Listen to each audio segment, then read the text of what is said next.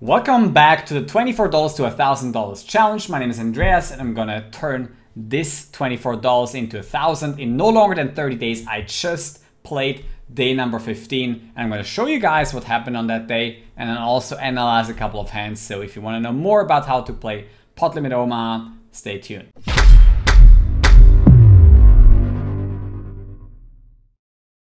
Here we go, these are the results until day number 15. As you can see, we made another big jump of around $65 here, going to $325 after day number 15. We had a really rough start, really having issues with PLO2 and 5 cent at some point. And thanks to the MTD day on day number 14 and then day number 15, we're back on track. So let's see how the hands went down. As you can see here, I played on the 22nd. So we got about 4,400 hands in. Let's have a look at the biggest pots of the day. And we're gonna start here with, unsurprisingly, aces again.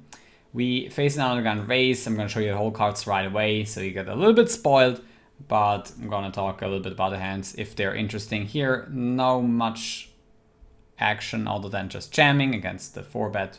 A bit unlucky for him that these guys cold call and he has a good hand. And we get it in really good with 44% equity, 3-way. And him with a 10-8-7-6 actually has a great spot as well. And this guy loses a bunch of money here in that spot. Take it down as well. We got ace, jack, jack, 4. Or no, we got king, queen, queen, 9. Sorry for that. And then we're gonna squeeze it up here to $1.23. Get 2 folds. We flop top set. Go ahead and check. He checks behind, setting the trap, but it backfires as I make the boat on the turn, fire big, and jam the river, and he's calling me down, and yeah, stack someone again.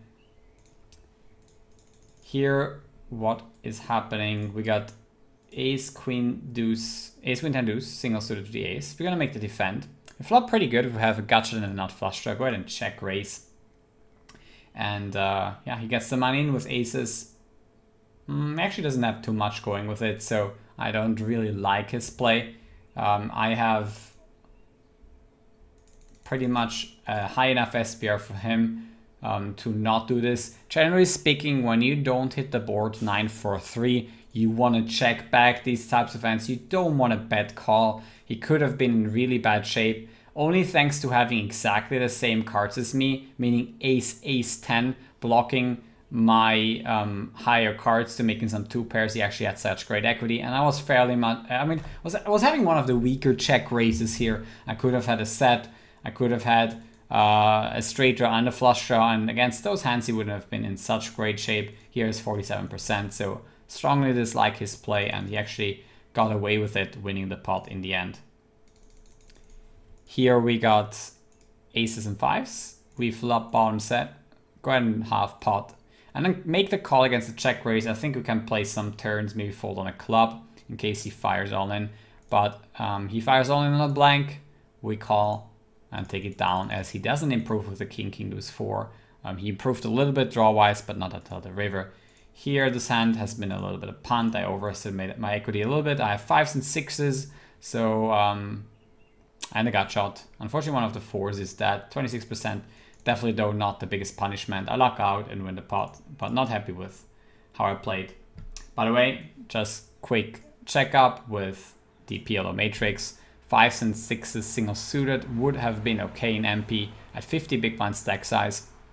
You go to PLO matrix, look at the 6s and 5s here. When they are single suited, they're fine opens. As a rainbow, I could have just let it go in middle position with the 50 big blinds. Given how they played, I think it's going to be fine because of the equity distribution. Even without the suit is not going to matter as much. The connectivity matters more, as you can see here. But still very, very borderline open here with the 5s and 6s. We got check, check, 9-8 double suited. Get squeezed here as a short stack.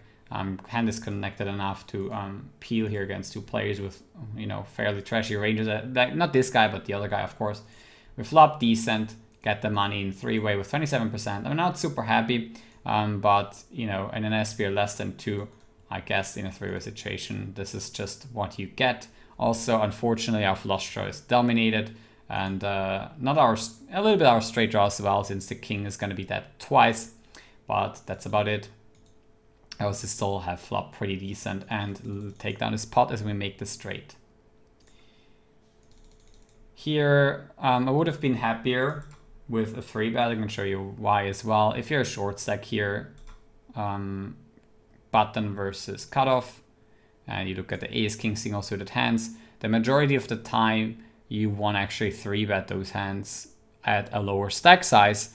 And the reason is because when you have ace, king, you're less likely going to be up against aces, and your short stack, you want to, you know, basically 3-bet those hands and rely on fold equity as a short stack. If it's not the case, I don't hate flatting either, but as you can see, it played out a little bit weird because of the big blind picking up aces. If we made a 3-bet ourselves, I guess we might have been able to get away against the call 4-bet with our exact holding, but as played, I did elect to call and play multi-way. And then this guy, surprisingly, by the way, he also showed up earlier in this challenge, taking like 15 bucks or 20 bucks from me in PLO 2 5 cent. Really crazy guy.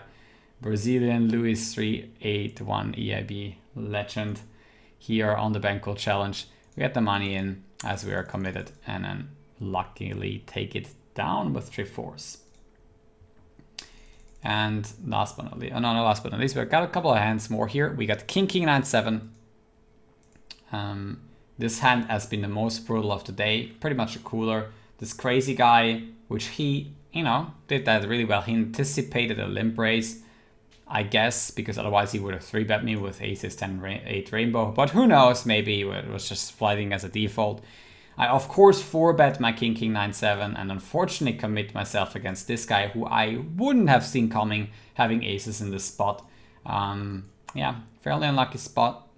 I'm still gonna make the call here against what I think is aces, and unfortunately this guy has all my outs and my equity sucks even more than it should. He has 64% before the flop and unsurprisingly wins this hand.